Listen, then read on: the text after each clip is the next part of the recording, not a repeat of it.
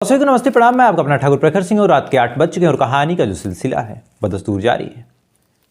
आमतौर पे एक परसेप्शन जो हम लोगों के जहन में चलता है कि अगर शादी अपनी मर्जी से हो, अगर लड़की को या फिर लड़के को अपने साथी को पहले से जानते रहें तो शायद चीज़ें थोड़ी सी बेहतर हो सकती हैं, क्योंकि आप जिसको पहले से जानते हैं उसके साथ आपकी अंडरस्टैंडिंग अच्छी होगी, आप उसकी अच्छाइयों को उसकी कमियों को जानते हैं, उस हिसाब से आपको एडजस्ट करना होता है।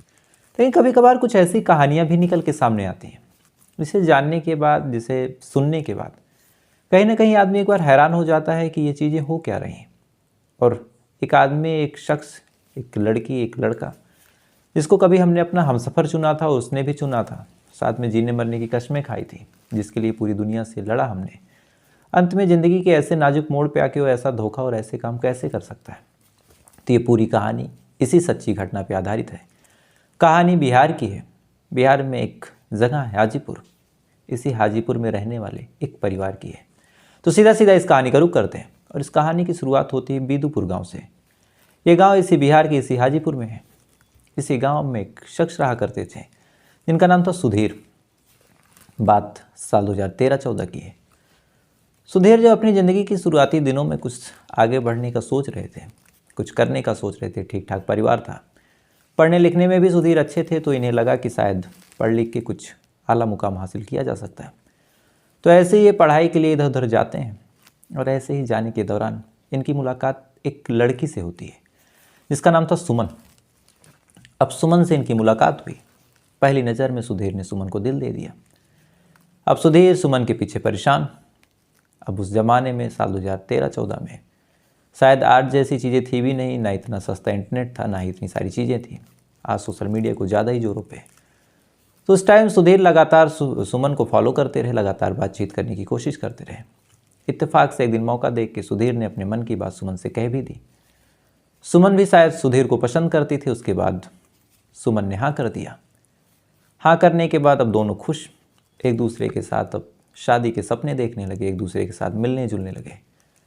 तमाम मुश्किलों के बावजूद इन दोनों ने अब एक दूसरे का हाथ थामा और ये सोच लिया कि अब जिएंगे तो एक दूसरे के साथ और मरेंगे भी तो एक दूसरे के साथ, और शादी हल हाल में करनी है। इधर सुधीर अपनी पढ़ाई लिखाई पे ध्यान देने लगा, सुमन भी अपनी पढ़ाई लिखाई, अपने कौशल पे ध्यान देने लगी। धीरे धीरे बात आगे बढ़ी, दोनों के परिवार तक बात गई और साल 2015 के आसपास इन दोनों की शादी करा दी गई। अब सुधीर सुमन ने एक दूसरे से शादी कर चुके थे। शायद एक दूसरे को लेकर जो अरमान था वो पूरा हो चुका था। सुधीर भी खुश, सुमन भी खुश, शादीशुदा ज़िंदगी आगे बढ़ी, घर परिवार भी आगे बढ़ा। इन दोनों के 2 बच्चे हो गए। अब सुधीर और सुमन के जब 2 बच्चे हुए तो बच्चे होने के बाद अब दोनों ने बच्चों के भविष्य के लिए सोचना शुरू किया कि आखिर बच्चे हैं, कहाँ जाएंगे। हम लोगों की तो ज़िंदगी जैसे तैसे गुजर रही है, अगर बच्चों की ज़िंदगी कुछ अच्छी करनी है तो कुछ काम करना होगा। अब काम में क्या, तो सुधीर ने देखा कि वो काफ़ी पढ़ा लिखा है, लेकिन उस हिसाब से उसको नौकरी बिहार में मिल नहीं रही, और उस हिसाब से अगर उसको सैलरी चाहिए तो बिहार छोड़ के जाना होगा। अब बिहार छोड़ के अगर किसी दूसरे राज्य में जाते हैं तो जाने के बाद वहाँ पे नौकरी और तमाम चीज़ें तो ठीक हैं, लेकिन रहना खाना बहुत मुश्किल है।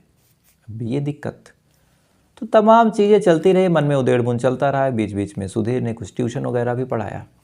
धीरे धीरे बच्चों में फॉलोइंग बढ़ी। बच्चों में जब फॉलोइंग बढ़ी तो अब टीचिंग को ही सुधीर ने अपना पेशा बना लिया। अब सुधीर इधर उधर घूम घाम के कोचिंग पढ़ाता, पढ़ाने के बाद जो कुछ पैसे मिलते उससे अपने बच्चों का घर खर्च चलाता। लेकिन यहाँ भी बात कुछ बनी नहीं। अंत में जब टीचिंग में ठीक ठाक एक्सपीरियंस साल 2 साल का हो गया तो सुधीर ने फिर फैसला किया कि क्यों ना एक छोटा सा स्कूल खोला जाए, और अगर स्कूल ठीक ठाक चल जाएगा तो उससे अब नाम भी होगा, पैसे भी आएंगे और टीचिंग में थोड़ा सा एक्सपीरियंस भी है। लिहाजा सुधीर ने एक स्कूल खोलने का फैसला किया। स्कूल खोलने के लिए अलग अलग जगहों पे ये ज़मीन देखने लगे, और इसी दौरान एक गांव है सदर थाना में, बलवा कुआरी गांव। इसी गांव में सुधीर एक किराए की ज़मीन लेता है और उस ज़मीन पे एक स्कूल बनाता है, और स्कूल का नाम सुधीर ने रखा किसलय सेंट्रल स्कूल। अब इसी गांव में उसने स्कूल बनाया, ठीक ठाक पब्लिसिटी की, लड़के भी ठीक ठाक आने लगे। अब उसी स्कूल में उसने एक कमरा भी बना लिया, और उस कमरे में सुधीर, उसकी बीवी सुमन और 2 बच्चे ठीक ठाक तरीके से रहने लगे। इधर स्कूल भी चल निकला तो इलाके में भी अब नाम हो गया। धीरे धीरे सुधीर के दिन भी बदलने लगे, ठीक ठाक पैसा आने लगा, सारी चीज़ें बिल्कुल ठीक, इधर बच्चे भी बड़े हो रहे हैं, बीवी भी खुश है। लेकिन इन तमाम चीज़ों को 8 तारीख आती है, ये भी इसी साल में जो 8 अक्टूबर बीता, इसी तारीख को इन परिवार की खुशियों को न जाने किसकी नज़र लग जाती है। दरअसल हर बार की तरह, हर रोज़ की तरह सुधीर और उसके परिवार वाले खाना खाते हैं। अब गांव का मामला, 9 बजे तक खाना खा के सारे लोग सो जाते हैं, क्योंकि सुबह जल्दी उठना होता ताकि स्कूल की साफ़ सफाई करवा सकें। बच्चों के आने का टाइम हो जाता। रात को 7 तारीख को, 8 तारीख को ही कायदे से सुमन, सुधीर और बाकी दोनों बच्चे जो थे खाना खाते हैं और खाना खाने के बाद सो जाते हैं। सोने के बाद रात होने लगती है। जैसे ही लगभग 11:30 यानी 11:30 के आसपास बच्चे और बीवी गहरी नींद में सो रहे थे, तभी अचानक से कुछ दगने की आवाज़ आती है, जैसे कुछ फटा हो, कुछ ब्लास्ट हुआ हो। आवाज़ इतनी तेज़ थी और ऐसा लगा जैसे ये आवाज़ कान के पास ही आ रही है। फ़ौरन बच्चे, बीवी सब चौंक के उठते हैं और जैसे ही आँख खोलते हैं तो देखते हैं कि 2 शख्स उन सबके सामने खड़े हैं और उनमें से एक शख्स के हाथ में कुछ तमंचे जैसा है। अब जैसे ही सुमन और बच्चों ने ये चीज़ देखी, पहले तो घबरा गए कि ये क्या। इसके बाद अब देखने की कोशिश की, लेकिन इससे पहले कि कुछ समझ पाते, कुछ देख पाते, रूम की लाइट ऑफ थी, हल्की हल्की बालकनी से रोशनी आ रही थी। तो देखने के बाद इन्होंने जाना कि 2 लोग हैं जो खिड़की से भाग रहे हैं। अब ये चीज़ सुमन जैसी देखती है, फ़ौरन रूम की लाइट जलाती है और जैसी लाइट जलाती है उसके बाद जो कुछ मंजर था, उसे देखने के बाद सुमन और बच्चों के मुंह से चीखें निकलने लगती है। दरअसल बिस्तर पे जो सुधीर था वो मरा पड़ा था और उसके सर पे किसी ने गोली मारी थी और ये जो फटने की आवाज़ आई थी ये गोली की ही थी। अब ये चीज़ जैसे ही बच्चों ने, बीवी ने, तमाम लोगों ने देखा, फ़ौरन चीखने चिल्लाने लगे। चीख पुकार अब आसपास के लोगों ने सुनी तो उन्हें भी ताजुब हुआ कि ये क्या मामला है, घर में चीख पुकार कैसी। आसपास के लोग भी भागे भागे आए, दरवाज़ा खोला गया। खोलने के बाद अब आसपास के लोग आते हैं, वो भी देखते हैं कि सुधीर गिरा पड़ा है। फ़ौरन गाड़ी वगैरह की व्यवस्था की गई, उसके बाद लेके हॉस्पिटल जाया गया। लेकिन अब सर में गोली लगी थी, बचने का कोई चांस था नहीं। अस्पताल में जाते हैं, लेकिन वहाँ पे जो सुधीर है उसे मृत करार दे दिया जाता है। अब सुधीर मृत करार, फ़ौरन इलाके में हड़कंप कि स्कूल के संचालक को इस हिसाब से किसी ने घर में घुस के गोली मार दी। मामला पुलिस में गया, पुलिस भी भागी भागी आई।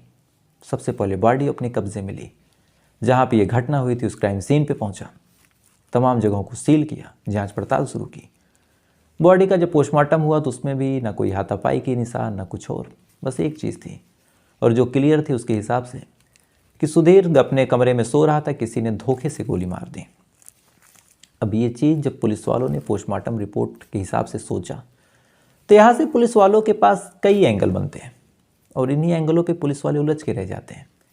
पहला एंगल, जब उस जगह को चेक किया जहाँ पे ये पूरा क्राइम हुआ था, जिस कमरे में, जब उसको चेक किया तो एक चीज़ जो पता चली वो ये थी कि घर में किसी फोर्सफुली एंट्री के निशान नहीं थे। क्योंकि अगर फोर्सफुली एंट्री हुई होती तो फोर्स सुधीर के साथ भी होता, जो भी लड़ाई झगड़ा होता वो सुधीर के साथ होता। लेकिन सुधीर के जिस्म पे कहीं कोई ऐसी इंजरी, कोई ऐसा मार्क था ही नहीं, ना किसी नाखून के निशान, ना हाथ में। अक्सर ऐसा हाथापाई होता है तो हाथों के पंजों में किसी के बाल रह जाते हैं, छोटे छोटे रोए रह जाते हैं, लेकिन यहाँ पे कुछ नहीं था। ऐसा लगा कि धोखे से ही मारा गया, ना ही घर की कुंडी तोड़ने के कोई निशान। तो पहली चीज़ ये हो गई। दूसरी चीज़ जो डाउट में आया कि अगर किसी ने आके गोली मारी तो उसने सिर्फ सुधीर को क्यों मारी, घर में और भी लोग थे, बीवी थी, 2 बच्चे थे, उनको कोई नुकसान क्यों नहीं। तीसरा, ये तमाम चीज़ें हुई और कोई आया घर के अंदर, उसने बाकायदा पॉइंट ब्लैंक रेंज से निशाना लिया, उसके बाद गोली मार दी। ये तमाम चीज़ें जब हो रही थी तो बीवी बच्चों को खबर कैसे नहीं हुई। लेकिन अब तीसरे एंगल पे भी डाउट ये था कि मान लें बीवी तो मिली हो सकती है, लेकिन 5 साल के, 3 साल के छोटे छोटे बच्चे, क्या वो शामिल हो जाएंगे? तो ऐसा हो नहीं सकता। और चौथा, सबसे इम्पॉर्टेंट, कि मारने की वजह क्या थी। अब इन 4 सवालों के पीछे पुलिस वाले अपनी अलग अलग टीमों में पड़ते हैं। 9 अक्टूबर को पूरे इलाके में एक तरह से हड़कंप मचा रहता है। बॉडी लाई जाती है, बॉडी का अंतिम संस्कार होता है, पुलिस वाले जांच पड़ताल शुरू करते हैं, मीडिया वाले सरकार को घेरना शुरू करते हैं, पुलिस प्रशासन को, यहाँ से और प्रेशर। तो जब जांच पड़ताल शुरू हुई तो सबसे पहले पुलिस वालों ने इस एंगल पे जांच पड़ताल की कि अगर फोर्सफुली एंट्री नहीं हुई है तो क्या घर का कोई सदस्य तो नहीं शामिल है। तो सबसे पहले पुलिस वालों ने परिवार का बैकग्राउंड खंगालना शुरू किया कि परिवार में कौन लोग हैं, बीवी से कैसा संबंध है। तो जब इस बारे में पुलिस वालों ने पता किया तो हैरान करने वाली बात जो थी वो यही थी कि ये जो सुधीर था ये अपनी ज़िंदगी में सबसे ज़्यादा किसी से प्यार करता था तो वो सुमन ही थी, और सेम चीज़ सुमन के भी साथ थी।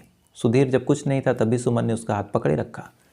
जब सुधीर बहुत कुछ है तो सुधीर ने बहुत कुछ होने के बाद सुमन का पूरा ख्याल रखा। तो इन दोनों के बीच तो कभी कोई लड़ाई, कोई तकरार, कोई ऐसी चीज़ दिखी ही नहीं। तो सुमन के शामिल होने का कोई मतलब ही नहीं बनता। इधर सुमन की तबीयत भी लगातार गिरती रही, सुमन चीखती रही, चिल्लाती रही, इंसाफ की गुहार लगाती रही। तब जाके पुलिस वालों को लगा कि नहीं, ऐसा नहीं हो सकता, सुमन नहीं शामिल हो सकती। इसका मतलब जो भी है वो कोई बाहरी ही है, और अगर बाहरी है तो बाहरी होने के लिए कोई दुश्मनी होगी। तो दुश्मनी क्या? तो इसके बारे में अब परिवार वालों से पूछा गया कि क्या सुधीर की किसी से कोई दुश्मनी थी, और अगर थी तो किससे थी।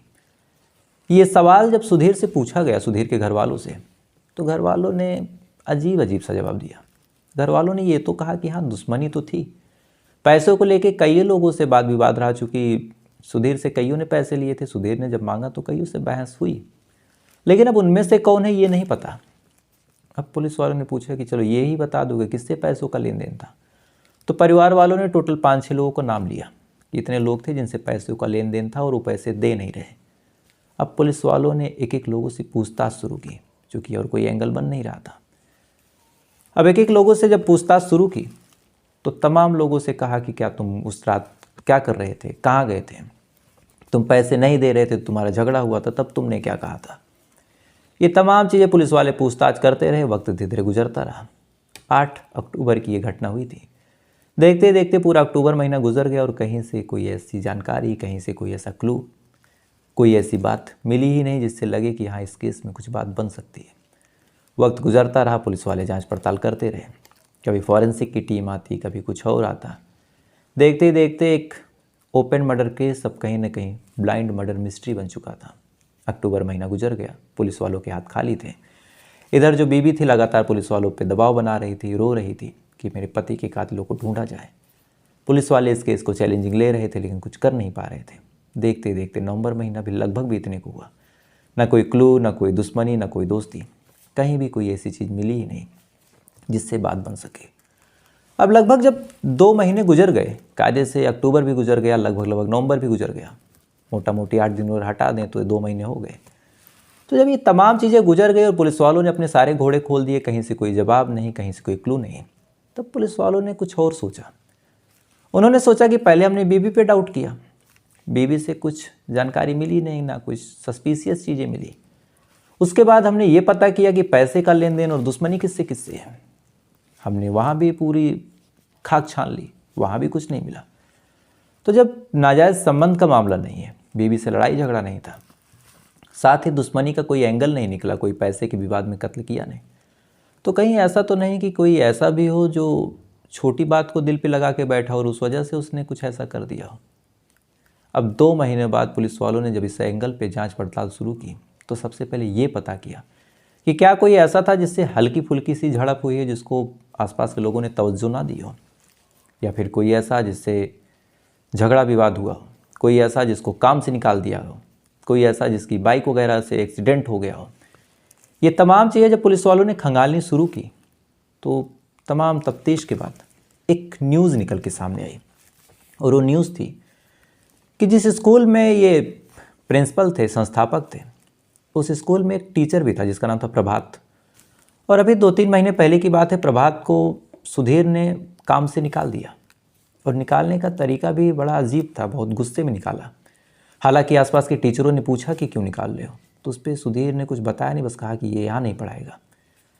तब से शायद प्रभात भी इस स्कूल की तरफ आया नहीं, और प्रभात ने भी कभी सुधीर के बारे में कुछ अच्छी बात बोली नहीं। बस यही एक मैटर हुआ था छोटा सा, बाकी कोई और मैटर पिछले कई साल से नहीं हुआ। अब ये चीज़ जब पुलिस वालों ने सुनी तो उन्हें लगा कि चलो प्रभात को भी टटोल के देख लें। तब पुलिस वालों ने प्रभात की कुंडली खंगालनी शुरू की, और जब प्रभात की कुंडली खंगाली तो एक ऐसी चीज़ पता चली 2.5 महीने बाद, जिसे जानने के बाद पुलिस वालों की नाक के नीचे से ज़मीन खिसक गई। दरअसल प्रभात की जब कॉल डिटेल और उसके नंबर को चेक किया गया तो पता चला कि प्रभात की तो जो सुधीर की बीवी सुमन है उससे घंटों घंटों बात होती है। अभी ये चीज़ जब पुलिस वालों ने देखी, अभी 2 दिन पहले की बात है, कायदे से 3 दिन की यानी 20 दिसंबर आप मान के चलिए, प्रभात और सुमन को उठाया, और उठाने के बाद जब पूछताछ की तो एक ऐसी कहानी निकल के सामने है जिसे जानने के बाद पुलिस वाले भी सन्न रह गए कि कोई अपने लव पार्टनर के साथ ऐसा कैसे कर सकता है। दरअसल जब इन दोनों से पूछताछ हुई तब इन दोनों ने अपनी पूरी कहानी भी बताई और यहीं से कहानी लगभग 8 महीने पहले पहुंच जाती है। दरअसल जिस स्कूल में ये प्रभात पढ़ाता था उसी स्कूल के संस्थापक की बीवी थी सुमन। और इत्तेफाक देखिए कि जो सुधीर का घर था यानी सुधीर सुमन का, वो स्कूल में ही रहता था। तो अक्सर पढ़ाने के दौरान सुधीर से मिलने कभी सुमन आ जाए कुछ नाश्ता वगैरह देने, तो वहीं आने जाने के दौरान इसकी मुलाकात प्रभात से होती है। होने के बाद हंसी मजाक दोनों के बीच होता, भाभी देवर का रिश्ता लगाया जाता। फिर धीरे धीरे दोनों एक दूसरे के दोस्त बन गए। दोस्ती भी जब आगे बढ़ी तो दोनों एक दूसरे के करीब आ गए। आलम ये हुआ कि दोनों एक दूसरे को प्यार कर बैठते हैं। अब जब प्यार कर बैठते हैं उसके बाद बातचीत शुरू हुई, मिलना जुलना भी शुरू हुआ। तो कहीं ना कहीं इस बारे में सुधीर को डाउट हुआ। अब जब सुधीर को डाउट हुआ तो सुधीर ने फिर नज़र रखनी शुरू की। अब जब नज़र रखनी शुरू की तो उसका शक जो था यकीन में बदल गया। अब जब शक यकीन में बदला तो सुधीर पूरी तरह टूट जाता है, क्योंकि एक तरफ सबसे भरोसेमंद टीचर प्रभात और एक तरफ वो लड़की जिससे उसने विवाह किया था, प्रेम संबंध में किया था, परिवार वालों के खिलाफ जाके एक तरह से किया था। उस लड़की ने और अपने सबसे अजीज़ दोस्त ने जब ऐसा काम किया तो कहीं ना कहीं प्रभात की इस हरकत की वजह से और सुमन की इस हरकत की वजह से सुधीर टूट जाता है। टूटने के बाद सुमन को भी डांटता फटकारता और प्रभात को भी कहता कि आज के बाद तुम स्कूल मत आना। अब जब प्रभात को भगा दिया गया तो प्रभात के मन में पहले तो प्रतिशोध कि मुझे भगाया, मेरी बेइज्जती हुई, दूसरा ये रश्क कि मैं अब सुमन से मिल नहीं पाऊंगा। तो फिर यहीं से इन दोनों ने प्लान बनाया। सुमन भी इधर प्रभात से मिलने के लिए बेताब। तो जब ये तमाम चीज़ें हो गई तो फिर दोनों ने प्लान बनाया कि क्यों ना अब सुधीर को ही रास्ते से हटा दें। तो फिर कैसे? तो फिर इन दोनों ने अपना एक स्क्रिप्ट रचा और स्क्रिप्ट के तहत 8 तारीख को जो सुमन है सुधीर को बच्चों को खाना खिला के सुला देती है। सुलाने के बाद घर की जो कुंडी है धीरे से, यानी जो स्कूल की कुंडी है, उसे खुला छोड़ देती है। खुला छोड़ने के बाद पूरे प्लान और पूरे जो भी स्क्रिप्ट रची थी उसके तहत प्रभात अपने एक दोस्त को लेके आता है। आने के बाद एक असलहे से खोपड़ी पे सटा के सुधीर को गोली मारता है। गोली मारने के बाद खिड़की से कूद के भागता है। बच्चों को 1 मिनट तक ये रोक के रखती है। उसके बाद ये सुमन और बच्चे जो है चीखना शुरू करते हैं कि किसी ने गोली मार दी, किसी ने गोली मार दी। तब जाके आसपास के लोग इकट्ठा होते हैं। लेकिन इतनी देर में जो प्रभात था अपने दोस्त के साथ उसी भीड़ में घुल मिल जाता है और मिलने के बाद गायब हो जाता है। किसी को भनक ही नहीं लगती कि ऐसा कुछ प्रभात भी कर सकता है। तब जाके प्रभात वहाँ से भागता है। अब ये तमाम पूरी कहानी जो थी जब सुमन और सुधीर सुनाते हैं और आसपास के पूरे इलाके के लोग जानते हैं, तो जो लोग कई महीने पहले यानी अक्टूबर से पहले तक सुधीर और सुमन के प्यार के कसीदे पढ़ते थे कि इन दोनों का रिश्ता ऐसा है कि एक दूसरे के साथ रह रहे हैं, एक दूसरे के साथ न कभी लड़ाई न झगड़ा, अर्श से लेके फ़र्श तक और फ़र्श से लेके अर्श तक का सफ़र इन दोनों ने साथ तय किया। आज ये दोनों ऐसे हो गए कि एक बीबी ने अपने ही आशिक को, अपने पति को इस तरह से मरवा दिया। तो फिर दुनिया कहाँ जा रही है, कुछ कहा नहीं जा सकता। तो फिलहाल ये थी पूरी कहानी और इस कहानी में अजीब सीख मिली कि कब किसका कहाँ मूड बदल जाए, कुछ कहा नहीं जा सकता। तो आपसे कल फिर मुलाकात हुई किसी दूसरी कहानी के साथ। तब तक अच्छे रहिएगा, खुश रहिएगा, अपना ख्याल रखिएगा, अपने देश का ख्याल रखिएगा। जय हिंद, वंदे मातरम।